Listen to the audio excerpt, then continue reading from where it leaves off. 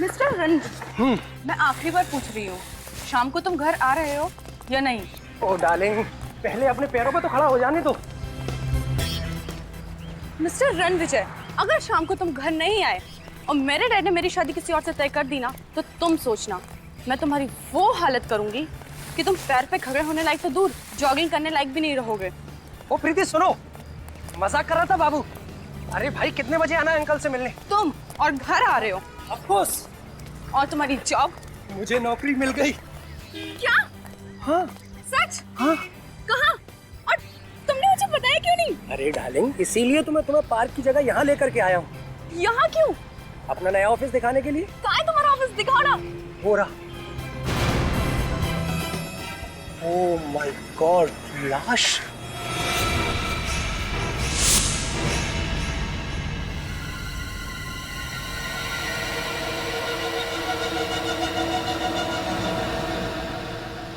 Sir, हो सकता है इस आदमी ने आत्महत्या की हो। अगर इसे लटक के मरना होता तो अपने घर पे भी लटक के मर सकता था। ऐसे दो ऊंची बिल्डिंग के बीच में लटकना लॉजिकल लगता है मुझे। लेकिन सर, अगर ये खून है तो खूनी को लाश को किसी सुनसान जगह में काट देनी चाहिए। क्यों इस तरह शहर के बीचों बीच लाश की नुमाइश क्यों करता? श्रेया, लाश छुपाना खूनी का मकसद नहीं होता। अलग अलग खूनियों के दिमाग में अलग अलग किस्म के फिक्र होते हैं। संभाल के।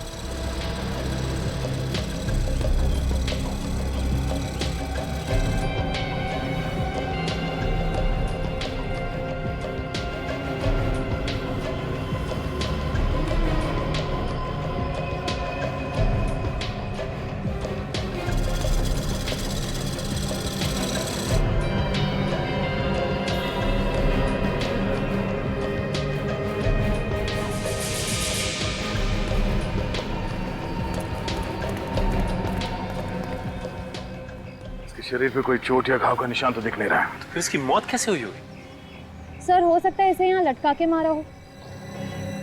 जिंदा आदमी को ऐसे दो ऊंची बिल्डिंग के बीच में लटकाना कोई आसान बात नहीं है श्रेया। आदमी चीखेगा, चिल्लाएगा, अपने आप को बचाने की कोशिश तो करेगा। सर, इसका मतलब इसकी मौत पहले ही हो चुकी होगी जब खूनी ने इसकी लाश को ऊपर टांगा होगा। हो सकता निखिल, एक आदमी को ऐसे लटकाना किसी अकेले आदमी के बस की बात नहीं है। दो तीन लोग होंगे साथ में। हाँ सर, एक लाश को यहाँ से वहां तक लेके जाना और उसे लटकाना, ये सब करने में किसी ना किसी ने तो देखा ही होगा उन्हें। सर, जेब बिल्कुल खाली है, मोबाइल पर्स कुछ नहीं है। इस आदमी ने महंगी घड़ी पहनी हुई है, मतलब ये खून लूटने के इरादे से नहीं हुआ है। श्रेया, निखिल, इस बिल्डिंग के टेरेस पे जाके देखो। खूनी ने कोई ना कोई सुराग तो जरूर छोड़ा होगा इस बिल्डिंग के छत पे।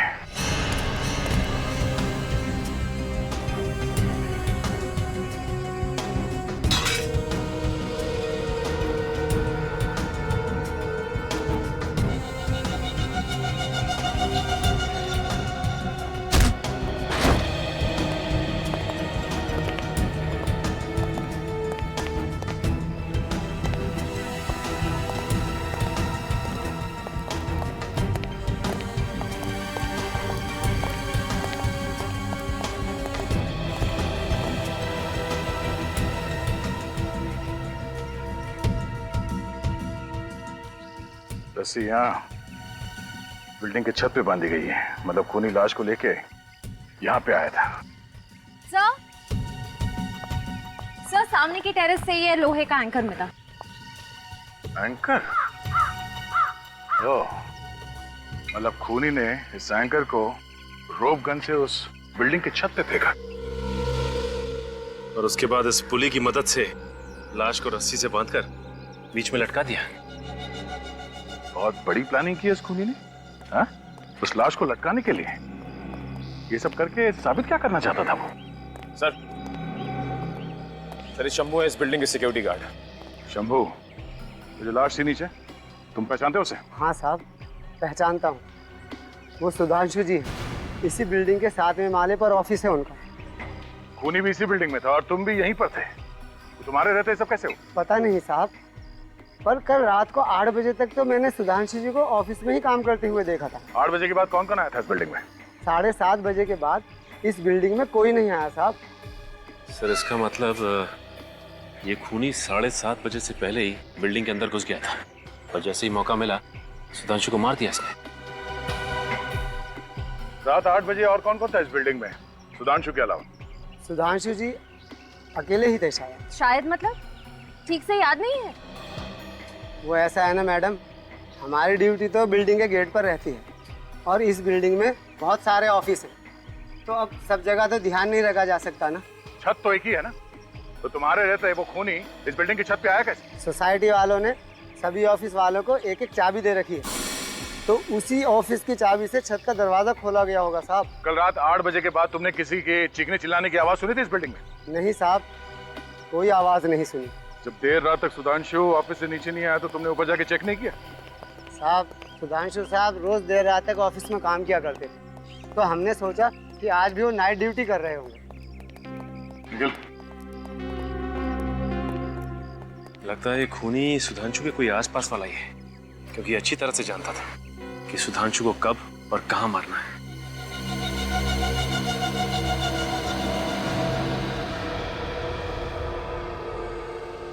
ये देख रहे हैं आप, बस सुधांशु के सर पर यहाँ किसी भारी चीज से वार किया गया है। यार साळुंखे, ये कोई चोट है ही नहीं, सूजन है सूजन। तुम्हारे कहने का मतलब है कि इतनी सी सूजन की वजह से सुधांशु की मौत हो गई? नहीं, इस चोट की वजह से शायद सुधांशु बेहोश हुआ है। अगर इस चोट की वजह से ये बेहोश हुआ है तो फिर मौत कैसे हुई इसकी? बॉडी पे तो कहीं दूसरे जख्म के निशान दिख नहीं रहे। जहर से। देखा कितनी ब्रिलियंट है तारिका जी, मुश्किल से मुश्किल सवाल का जवाब इनके पास रेडी रहता है। ये कौन सा जहर है? एथेन सैंडाइल ट्राइऑक्साइड। इथेन सैंडाइल ट्राइऑक्साइड। यार साळुंखे, ये नाम मैंने कहीं सुना हुआ लगता है। इथेन सैंडाइल ट्राइऑक्साइड, यार ये तो वही जहर है ना, स्लो पॉइजन, जो अविनाश कुमार के केस में इस्तेमाल हुआ था। देखा, इसे कहते हैं याददाश्त। कमाल है प्रतिमा, तुम्हारी याददाश्त अभी भी चीते की तरह से फुर्तीली है। ये वही स्लो पॉइजन है, वही जिसकी वजह से इंसान की मौत होने में कम से कम 4-5 घंटे लगते हैं। मतलब सर, पहले खूनी ने सुधांशु को जहर दिया, उसके बाद इसे छत पे ले गया और किसी भारी चीज से इसे मार के बेहोश किया, और उसके बाद इसे रस्सी पे लटका दिया। पर सर, खूनी इतना झमेला करेगा क्यों? वो चाहता तो सुधांशु को एक आसान मौत दे सकता था ना। तड़पा तड़पा के मारना चाहता था वो सुधांशु को, तड़पा तड़पा के। ये खूनी है कोई सरफिरा। सर, मुझे लगता है ये खून आपसी दुश्मनी की वजह से किया गया है, वरना किसी को मार के ऊपर लटकाने की और कोई वजह नजर नहीं आ रही है सर। हाँ अभिजीत, सही कह रहे हो तुम। और फिर जिस तरह से खून किया गया है, लगता है खूनी कुछ कहना चाहता था, हैं? शायद किसी को धमकी दे रहा है, और प्लानिंग भी खूब की इस खून के लिए सर। पहले से ही ऑफिस के बिल्डिंग में जाकर छुप के बैठ गया और जैसे ही मौका मिला अपना काम कर दिया। अच्छा, माउंटेनियरिंग का सामान जो मिला है, पता चला किस दुकान से खरीदा गया है? सर,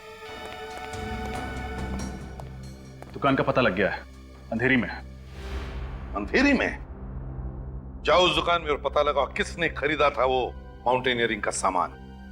और अभिजीत, सुधांशु की बीवी से जाकर मिलो और उससे सुधांशु के बारे में सब कुछ पता लगाओ, सब कुछ।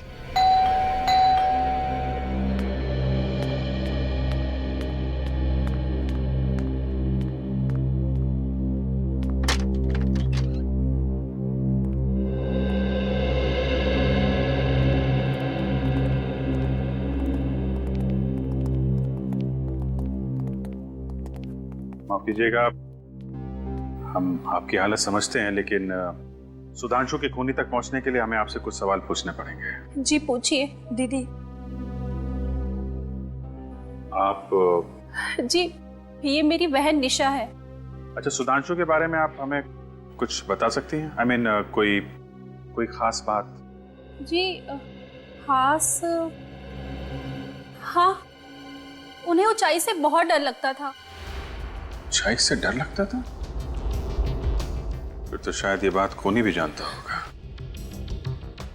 अच्छा, पिछले कुछ दिनों में सुधांशु किसी बात को लेकर परेशान थे? हाँ, वो वो पैसों को लेकर बहुत परेशान थे। पैसों को लेकर? क्यों? पता नहीं सर, लेकिन हर महीने के पहले शुक्रवार को वो बैंक से बहुत सारे पैसे निकाल लेते थे और वो पैसा पता नहीं कहाँ जाता था। हर महीने के पहले शुक्रवार को? जी सर। कितना कितना पैसा लाते थे? 1,40,410 रुपए। हाँ? क्या 1,40,410 रुपए हर महीने? जी सर। सर ये चक्कर क्या है? कहीं सुधांशु जी को हर महीने में ईएमआई की कोई किस्त तो नहीं चुकानी पड़ती थी? नहीं, बिल्कुल नहीं। तो वो हर महीने इतने पैसों का करते क्या थे? पता नहीं। आपने कभी पूछा नहीं उनसे? मैंने कई बार उनसे पूछने की कोशिश की, लेकिन हर बार वो टाल देते थे। जीजू को पैसों की इतनी ज्यादा जरूरत पड़ती थी कि एक बार तो उन्होंने मुझसे भी पूछा था कि मैं उन्हें कितने रुपए उधार दे सकती हूँ। अच्छा, आखिर सुधांशु को पैसों की इतनी क्या जरूरत पड़ गई थी? हर महीने 1,40,410 रुपए।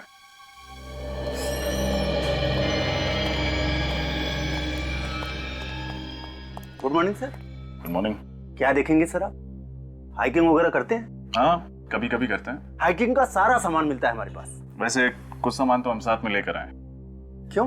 हम लोग सीआईडी से हैं। सचिन, ये देख। और ये बताइए कि ये सामान आपके यहाँ से खरीदा गया है क्या? हाँ सर, ये सामान रसिया में बनता है और सिर्फ मेरी ही दुकान पर मिलता है। आप बता सकते हैं किसने खरीदा होगा ये? क्या बात है, कुछ गड़बड़ हुई है क्या? एक खून हुआ है। खून? जी हाँ, इसी चीज से खून हुआ है। सर ये तो पहाड़ पर चढ़ने का सामान है, कोई चाकू बंदूक तो है नहीं। वो तो है, लेकिन क्या है कि आजकल खूनी खून करने के नए नए तरीके ढूंढते रहते हैं। आप रजिस्टर वगैरह चेक कीजिए, कंप्यूटर देखिए, बताइए किसको बेचा होगा।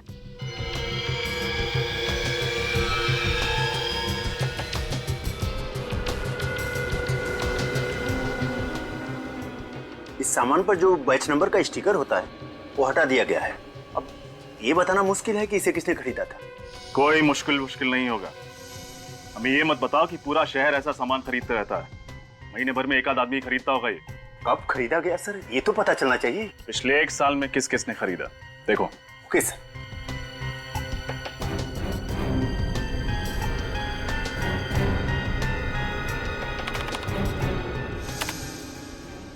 मिल गया सर, 10 लोगों ने। देखा, सिर्फ 10 लोगों ने।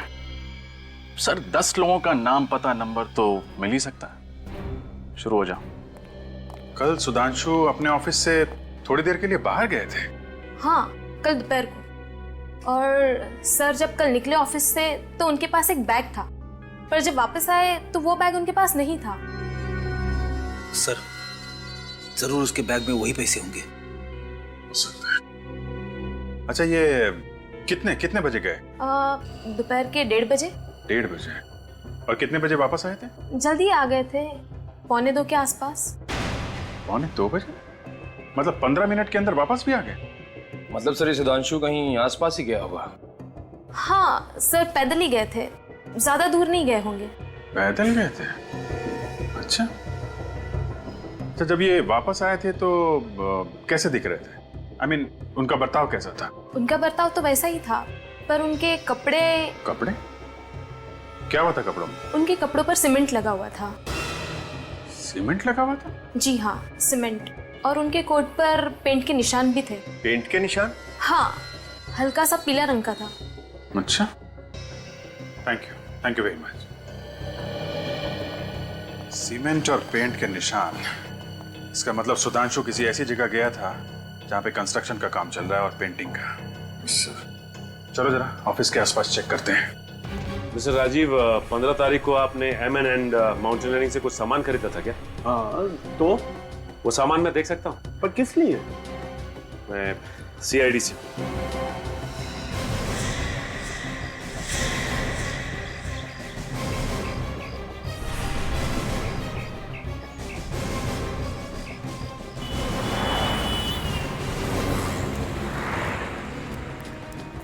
एक काम करो, आसपास देखो, वो अंडर कंस्ट्रक्शन बिल्डिंग मिलती है क्या, चेक करो।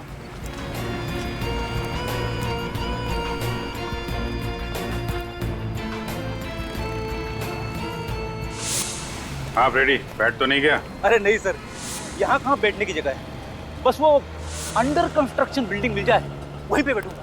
हाँ, तुम्हारा क्या हाल है? अच्छा, हाँ रुको आता हूँ। अच्छा, तो ये है अंडर कंस्ट्रक्शन बिल्डिंग। यहाँ पे पैसों का बैग लेके आया था सुधांशु। लगता तो ऐसा ही है सर। जरा देखें कैसा पान बनाता है ये। ड्यूटी पे पान? पूछ मत भाई, बड़े टेढ़े आदमी है, न जाने कब क्या कर बैठेंगे। क्या है? क्या फुसफुसा रहे हो? हाँ? कुछ नहीं सर। तुमने कुछ बोला क्या? अरे सर, मैं क्यों कुछ बोलूं? मैंने कुछ नहीं बोला। मेरे कान बज रहे हैं। हाँ? चलो। अरे सुनो, इसे पहचानते हो? ये कौन है साहब? ये कल दोपहर को यहाँ पे आया था, 1-1:30 बजे के बीच में। हाँ, अब कुछ कुछ याद आ रहा है साहब। याद आ रहा है? इसके हाथ में एक बैग था। बैग? देखो, अभी प्यार से पूछ रहे हैं, जल्दी से याद आ जाए तो अच्छा है, वरना बहुत भारी पड़ेगा। हाँ साहब, एक बैग था साहब। था ना?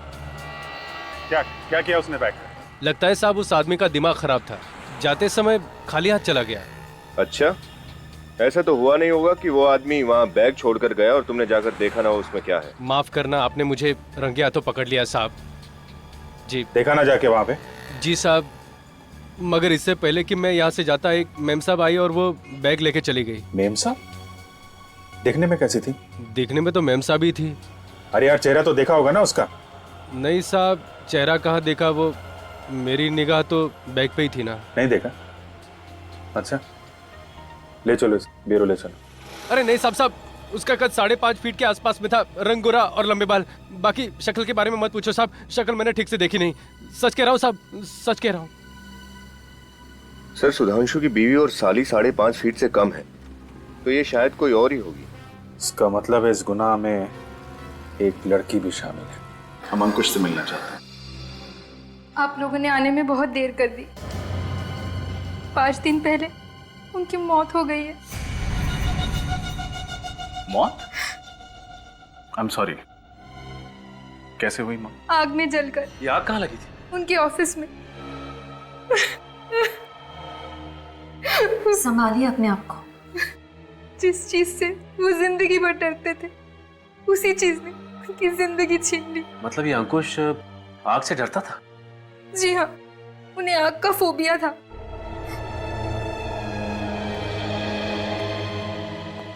मुझे लगता है खूनी कोई जान पहचान वाला है, जो अंकुश और सुधांशु के फोबियास के बारे में जानता था और उनको तड़पा तड़पा के मारना चाहता था।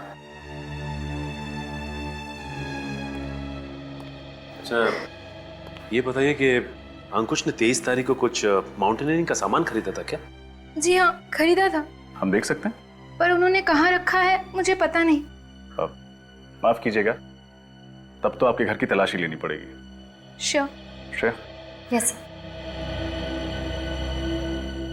अरे सुधांशु, ये फोटो में सुधांशु है ना? जी हाँ, ये सुधांशु है, अंकुश के business partner. Business partner?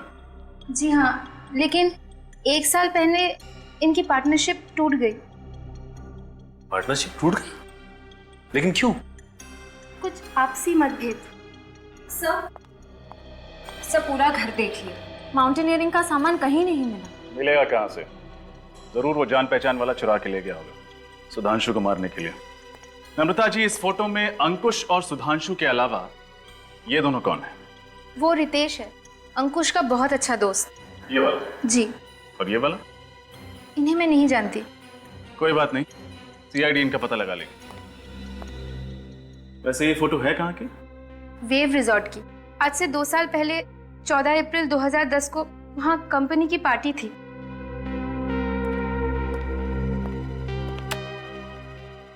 Wave resort, 14 अप्रैल 2010। सर, ये रही फायर डिपार्टमेंट की रिपोर्ट। इसमें साफ साफ लिखा है अंकुश के ऑफिस में जो आग लगी थी वो पेट्रोल की वजह से ही थी। ओह, मतलब आग लगी नहीं, लगाई गई। पेट्रोल छिड़क के ऑफिस को राख कर दिया। मतलब अभिजीत, खूनी ने अंकुश को वही मौत दी जिससे वो सबसे ज्यादा डरता था, आग से। सर इसका मतलब खूनी कोई ऐसा आदमी है जिसकी दुश्मनी दोनों के साथ थी, अंकुश और सुधांशु के साथ। सर शायद कोई बिजनेस राइवल हो। सुधांशु और अंकुश पार्टनर्स थे ना? मगर विवेक, सुधांशु और अंकुश इन दोनों की पार्टनरशिप तो 1 साल पहले टूट चुकी थी। चौथे आदमी के बारे में कुछ पता चला क्या? सर दया लगा हुआ है। और रितेश के बारे में? सर उसके घर पर ताला है और फोन भी बंद है। सर ये है अंकुश का बैंक स्टेटमेंट। ठीक सुधांशु की तरह अंकुश भी हर महीने के पहले शुक्रवार को अपने अकाउंट से 1,40,410 रुपए निकालता था सर। हाँ? सुधांशु की तरह अंकुश भी? हाँ सर। मतलब अभिजीत, कोई तो इन दोनों को ब्लैकमेल कर रहा था। हाँ सर, कोई कॉमन एनिमी, एक ऐसा दुश्मन जो अंकुश और सुधांशु दोनों से बहुत ज्यादा नफरत करता था। और जब ब्लैकमेल के पैसे देने बंद कर दिए इन दोनों ने, तो इन्हें रास्ते से हटा दिया। मगर अभिजीत, एक बात खटक रही है, वो रकम, ये ऑड अमाउंट। अभिजीत, अगर वो ब्लैकमेलर चाहता तो उनसे 1 लाख, 1.5 लाख या 2 लाख लेता। यही अमाउंट क्यों, ये ऑड अमाउंट 1,40,410, यही रकम क्यों? ओह, तो ये बात है। क्या बात है सर? सर, लगता है इस रकम का राज समझ में आ गया है। ये देखिए, 14,410। तो इस खेल का राज समझ में आ गया अभिजीत। मतलब सर ये एक तारीख है, 14 अप्रैल 2010। करेक्ट विवेक, ये तारीख हमें अंकुश की बीवी नम्रता ने बताई थी। इसी तारीख पर ये फोटो खींची गई थी, उस रिसोर्ट में एक पार्टी में। मतलब अभिजीत, इस सुधांशु और अंकुश की मौत का राज 2 साल पुरानी पार्टी में दफन है। 14/4/2010। अरे साहब, हमारे रिसोर्ट में हर हफ्ते 1-2 पार्टियां होती रहती हैं। अब 2 साल पहले कौन सी पार्टी हुई होगी, ये बता पाना मुश्किल है साहब। आपकी मुश्किल का इलाज है हमारे पास। इस फोटो को ध्यान से देखिए। ये फोटोज 14 अप्रैल 2010 की है। ओ, ये पार्टी? मैंने कहा था ना, आपकी मुश्किल का इलाज है हमारे पास। आप इस पार्टी के बारे में बात कर रहे हैं? क्यों, कोई खास बात हुई थी क्या इस पार्टी में? जी। क्या हुआ? हमारी रिसोर्ट में पहली बार पुलिस आई थी इस पार्टी की वजह से। दारू पी के झगड़ा शुरू कर दिया था क्या? नहीं सर, पार्टी तो शांति से खत्म हो गई थी, लेकिन गड़बड़ अगले दिन सुबह हुई सर। ऐसा क्या हुआ? सर इस फोटो में जो ये वाले साहब है ना, ये हमारे रिसोर्ट से गायब हो गए थे। पता ही नहीं चला कहाँ चले गए। फिर मिले नहीं थे क्या? नहीं सर, पुलिस ने काफी ढूंढने की कोशिश की पर कुछ पता ही नहीं चला। ये नाम क्या है इस आदमी का? इनका नाम कुछ वी से था सर। वरुण नहीं, विजय, हाँ विभोर नाम था सर। विभोर नाम था उसका? नहीं, ऐसा तो नहीं कि इन दोनों मौतों का संबंध विभोर के गायब होने से हो। सर मुझे लगता है इन तीनों दोस्तों ने कुछ गड़बड़ की है और विभोर के गायब होने में भी इन तीनों का हाथ है। विभोर गायब हुआ शायद इसीलिए इनके खून हो रहे। 2 साल हो गया विभोर को गायब हुए, आज तक मिला नहीं। आखिर गया तो गया कहाँ? कहीं ऊपर तो चला नहीं गया? रेडी, आत्मा जाती है ऊपर, लाश नहीं। जमीन पे लाश तो मिलनी चाहिए थी ना। इसके परिवार वालों से पूछते हैं, देखते हैं वो लोग क्या कहते हैं। अरे साहब, आप उस 2 साल पहले वाले पार्टी के बारे में पूछ रहे हैं ना? हाँ, लेकिन तुम कुछ जानते हो क्या उसके बारे में? हाँ साहब, उस विभोर नाम के आदमी ने उस दिन बहुत दारू पी रखी थी। बहुत बोले तो बहुत, हिसाब के बाहर। तो क्या वो पी के गिर गया था यहाँ पे? नहीं सर, उसके 3 दोस्त लेकर गए थे यहाँ से। तुम्हें कैसे मालूम? साहब मैं यहीं था, पार्किंग में। विभोर से तो ठीक से चला भी नहीं जा रहा था। इन्हें पहचानते हो? यही तो थे वो तीनों जो विभोर को लेकर गए थे यहाँ से, और फिर थोड़ी देर बाद वापस भी आए थे। वापस भी आ गए? हाँ सर, लेकिन सिर्फ वो तीनों ही वापस आए। और ये विभोर, ये वापस नहीं आए? विभोर नहीं आया था। विनीत, इसका फोन नंबर ले लो। बस अब पक्का हो गया, उन तीनों ने ही विभोर को मार के कहीं पे गाड़ दिया है। और ये सब करते हुए उन्हें किसी ने देख लिया है और एक एक करके सबको ब्लैकमेल कर रहा है और सबका खून कर रहा है। लगता है अगला नंबर इस रितेश का है। रितेश के घर जाके देखा था? हाँ सर, उसके घर पे ताला लगा हुआ था, लेकिन उसका मोबाइल यहीं पे ट्रेस हुआ है, इसी होटल में। एक्सक्यूज मी, क्या आप इस होटल के मैनेजर हैं? Yes sir. हम आप ही को ढूंढ रहे थे। इस फोटो को देखिए, ये आदमी आपके होटल में ठहरा हुआ है? नहीं सर। ध्यान से देखिए, रितेश नाम है इसका। सर रितेश नाम का कोई भी गेस्ट नहीं ठहरा हमारे होटल में। वैसे आप लोग हैं कौन? CID। सुनो जी सर। ये फोटो देख, इसको देखा होटल में? ये तो उस कॉन्फ्रेंस में था सर। कॉन्फ्रेंस में? कैसी कॉन्फ्रेंस? एक्चुअली सर आज हमारे होटल में मरीन इंजीनियर्स की एक कॉन्फ्रेंस थी जिसमें बाहर से बहुत से लोग आए हुए थे। कहाँ है कॉन्फ्रेंस हॉल? हॉल नंबर 5 में सर। अभी चालू है कॉन्फ्रेंस? बस 5 मिनट पहले खत्म हुई है। एक्सक्यूज मी, ये जो कॉन्फ्रेंस के लिए बाहर से लोग आए थे वो है क्या अभी? सर सारे चले गए सर। चले गए? अच्छा ये फोटो देखो, ये आदमी भी था क्या उनमें? ये तो लिफ्ट के अंदर जाते हुए दिखा सर। लिफ्ट के अंदर? तो नीचे गया होगा।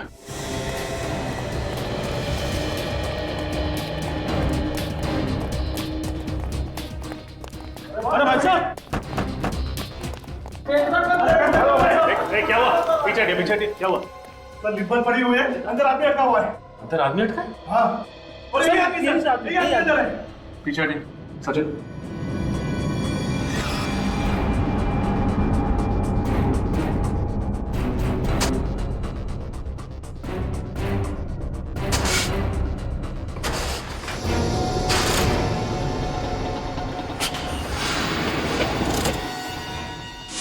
बाहर निकालो।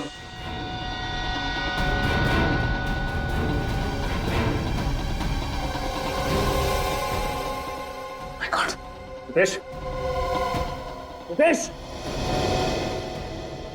सांस तो चल रही है।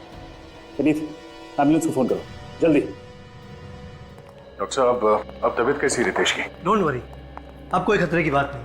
ये तो अच्छा हुआ कि आप लोग उसे सही वक्त पर हॉस्पिटल लेके आए, वरना उसका बचना बहुत ही मुश्किल हो सकता। लेकिन डॉक्टर साहब एक बात समझ में नहीं आई, सिर्फ लिफ्ट में बंद होने की वजह से उसकी तबीयत इतनी बिगड़ गई? वो बात नहीं है, हमें उनके खून से जहर भी मिला है। जहर? कैसा जहर? अब ये तो कोई फॉरेंसिक एक्सपर्ट ही बता सकता है, पर लगता है कि बहुत ही स्लो पॉइजन था। अगर कोई जल्दी असर करने वाला जहर होता ना तो रितेश शायद अभी जिंदा नहीं होते। सर शायद ये वही स्लो पॉइजन होगा, इथेन सैंडल ट्राइऑक्साइड, जो सुधांशु की बॉडी में मिला था। मुझे भी यही लगता है। अच्छा डॉक्टर साहब, हम रितेश से मिल सकते हैं? Sure, please.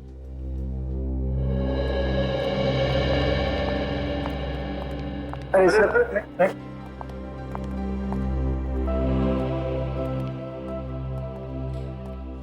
आप लोग सही वक्त पर मुझे यहाँ नहीं लेकर आते, मेरा तो टिकट ही कट गया था, वो भी बिल्कुल फ्री में।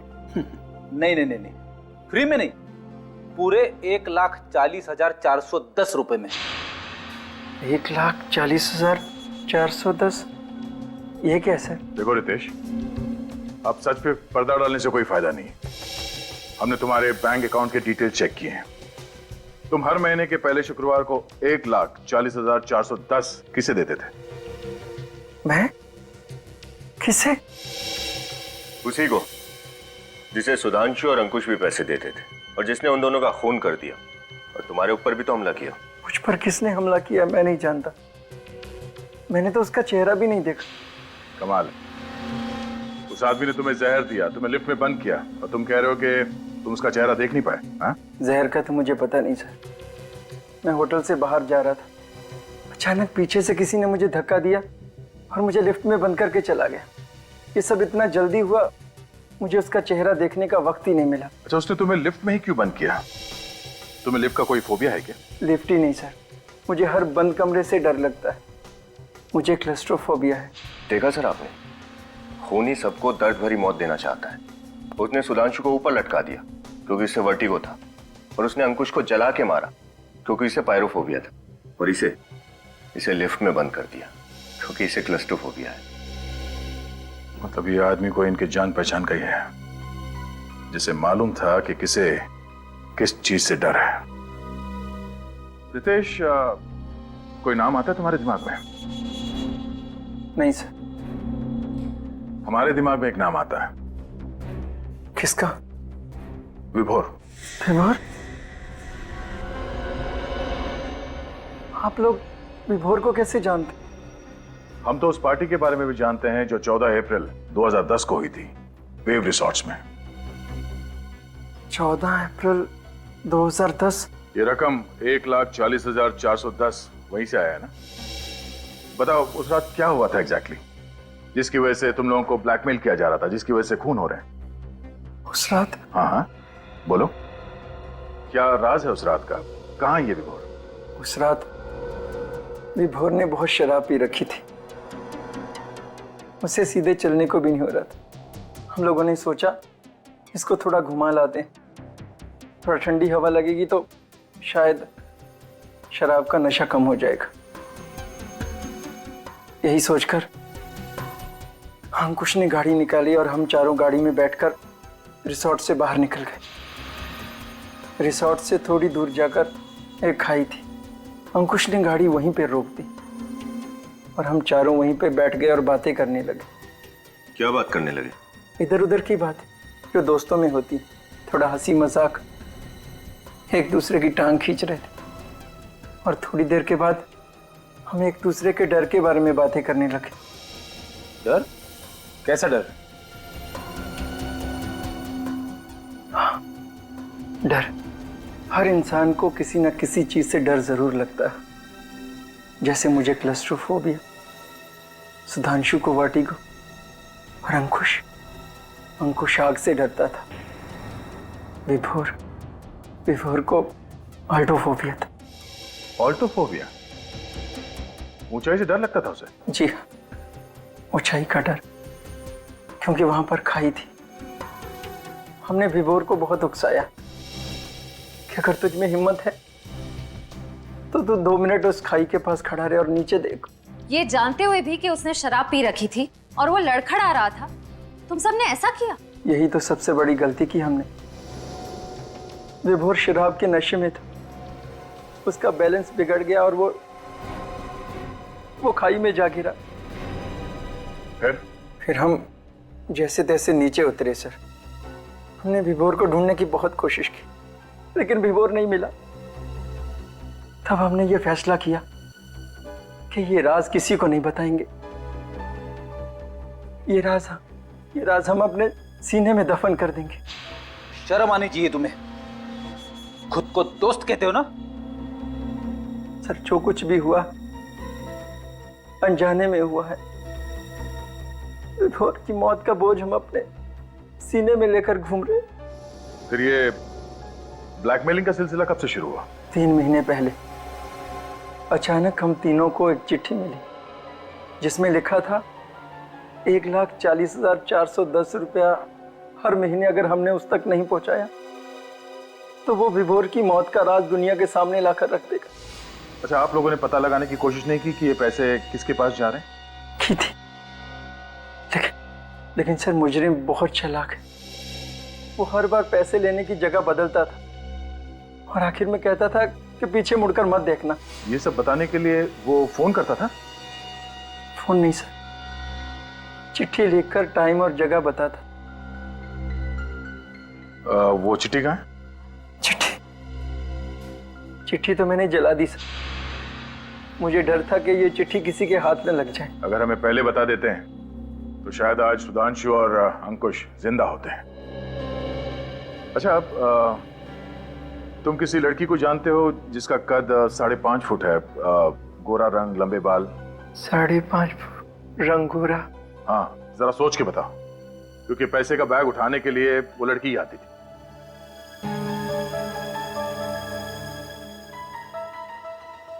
ओह माय गॉड, कहीं ये मनीषा तो नहीं?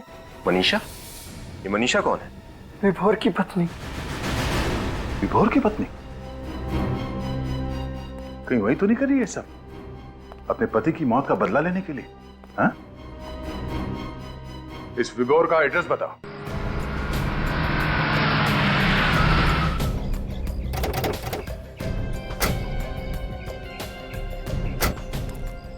ये विभोर का घर?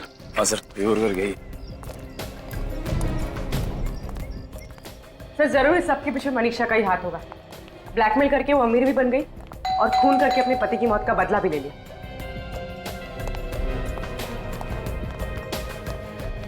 अरे सुनिए, आप लोग कौन है और यहाँ पे क्या कर रहे हैं? हम लोग सीआईडी से हैं। सीआईडी? हाँ। क्या बात है सर, आप लोग इस घर में किसे ढूंढने आए? मनीषा को, विभोर की पत्नी। सर ये घर तो पिछले 1-1.5 साल से बंद पड़ा हुआ है, यहाँ पर कोई नहीं आता जाता।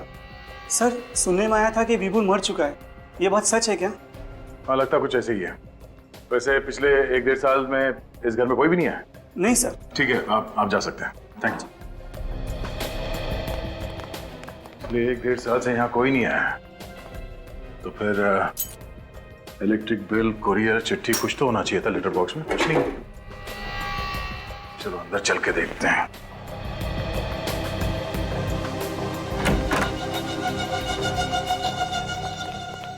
निखिल, जरा देखो लाइट के स्विच कहाँ है।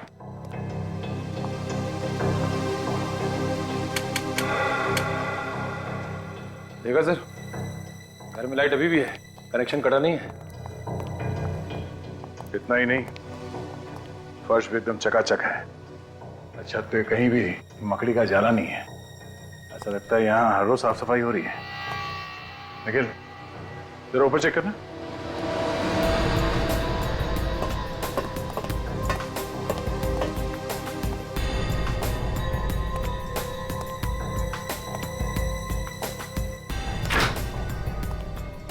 सर ये देखो, फ्रिज में रखा हुआ सामान भी ताजा है।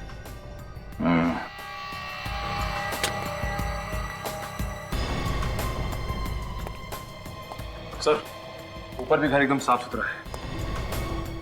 मतलब ये मनीषा घर में तब आती होगी जब पड़ोसी की नजर उन पे नहीं पड़ती।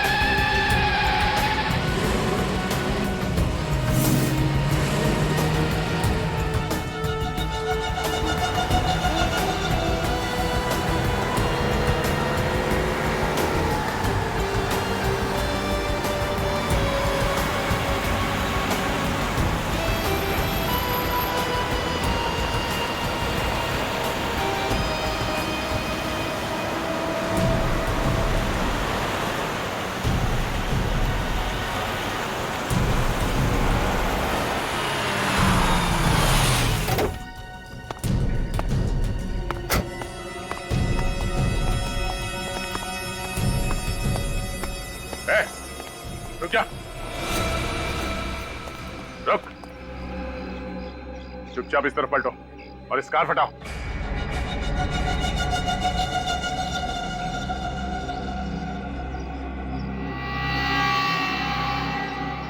कार हटाओ।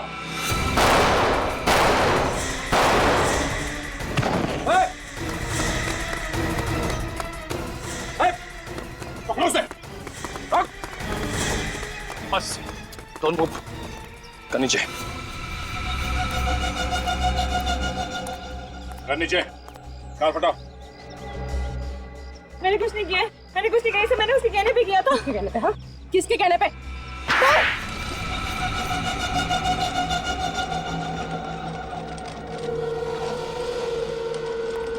आइए आइए मिस्टर विभोर। स्वर्गलोक से नीचे धरती में आने में कोई दिक्कत तो नहीं हुई आपको? आप मेरा मजाक उड़ा रहे हैं? मजाक? मजाक तो आपने किया अपने दोस्तों के साथ। अपनी झूठी मौत का नाटक करके पहले ब्लैकमेल किया और फिर उन सबको ऊपर पहुंचा दिया। नहीं, ये झूठ है।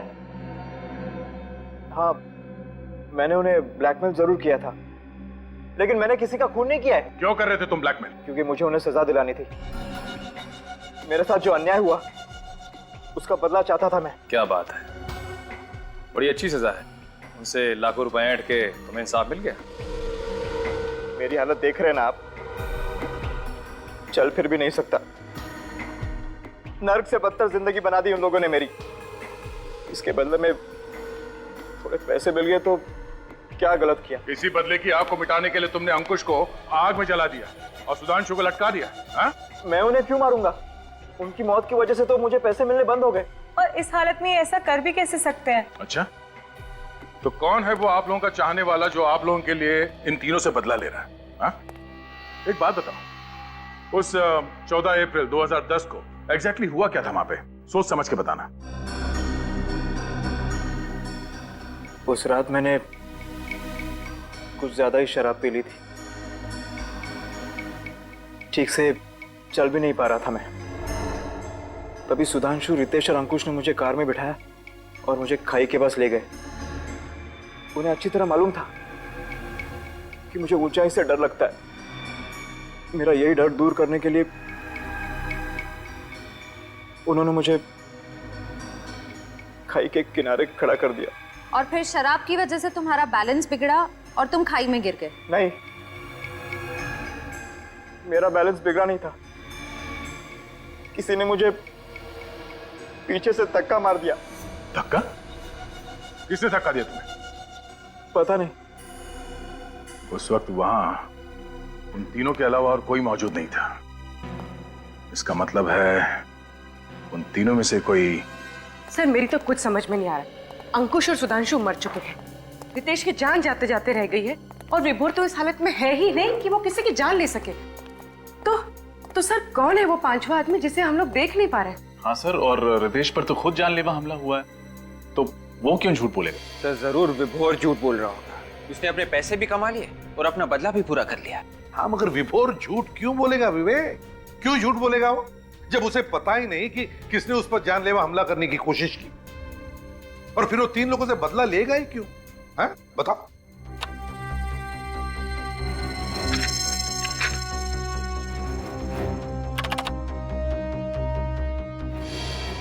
ये रितेश उस दिन होटल में कोई कॉन्फ्रेंस अटेंड करने गया था ना? Yes sir.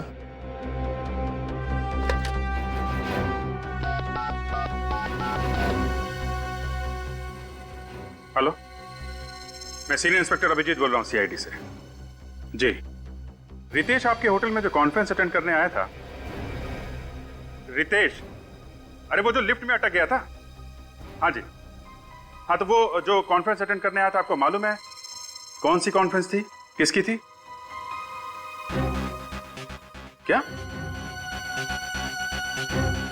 Thank you very much sir. Ritesh उस दिन होटल में सबमरीन इंजीनियर्स की कॉन्फ्रेंस अटेंड करने गया था। सबमरीन इंजीनियर्स की कॉन्फ्रेंस? तो फिर अभिजीत, हमारा खूनी मिल गया।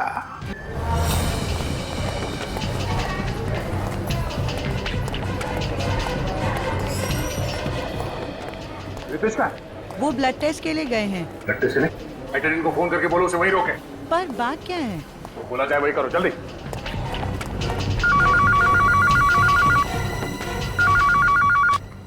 हेलो। हाँ सुनीता, क्या हुआ? सर वो सीआईडी वाले आए हैं, बोल रहे हैं रितेश को कहीं जाने मत देना। रितेश तो मेरे सामने ही बैठा है, वो कहाँ जाएगा? क्या हुआ? कहाँ गया वो? सर वो बाहर की तरफ गया है। तुम ठीक हो? रेडी, डॉक्टर बुलाओ जल्दी। निकल, इस तरफ देखो।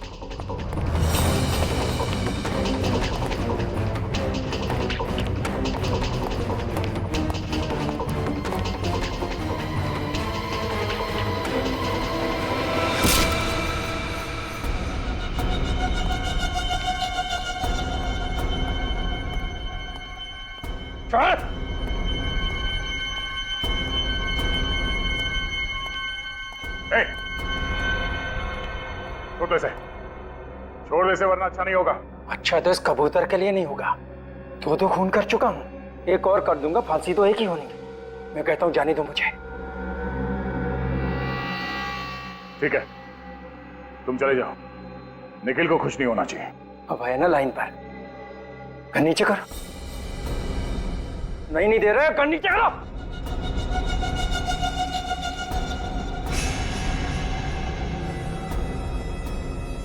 नहीं दे रहा, कर नीचे कर।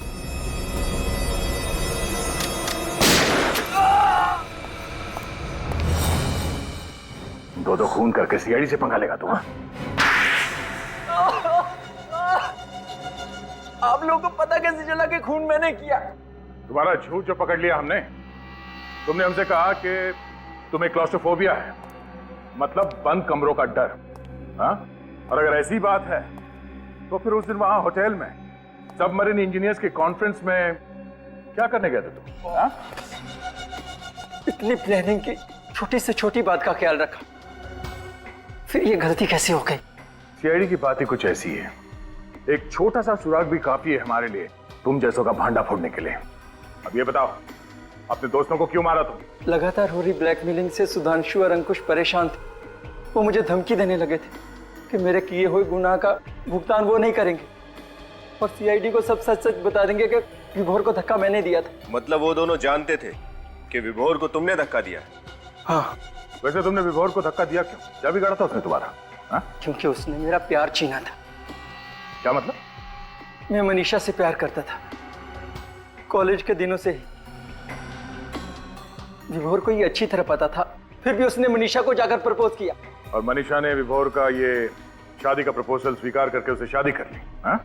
हाँ, उसी दिन मैंने तय कर लिया था कि विभोर को इसकी भारी कीमत चुकानी पड़ेगी। कीमत विभोर नहीं, तुम चुकाओगे, सलाखों के पीछे फांसी का इंतजार करते हुए, क्योंकि विभोर अभी जिंदा है।